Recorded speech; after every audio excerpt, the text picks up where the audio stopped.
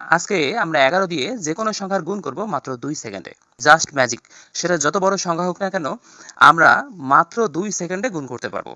Viewers, আর কথা বাড়াচ্ছি না, শুরু করছি মূল ভিডিও। ভিউয়ার্স, তোমরা এই প্রথম যে অঙ্কটি দেখতে পাচ্ছ 6324, এটাকে আমরা 11 দিয়ে গুণ করব।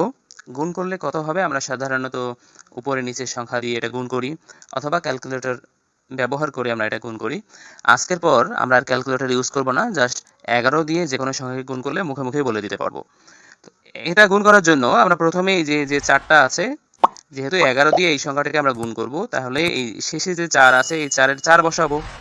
এরপরে এই দুটোর সংখ্যা যোগ করব, এই দুটোর সংখ্যা যোগ করে এখানে বসাবো। তো 4 আর 2 এটা যদি আমরা যোগ করি তাহলে 6 হয়। এরপরে এই দুইটা যোগ করব, যোগ করে এখানে বসাবো। 3 আর 2 যোগ করলে 5 হবে। এরপরে আমরা এই দুইটা যোগ করব, যোগ করলে 9 হয়, এখানে বসাবো। শেষে এই 6-এর 6 এইখানে বসাবো। এটা হচ্ছে 11 দিয়ে এই সংখ্যার গুণফল। কি মজা না?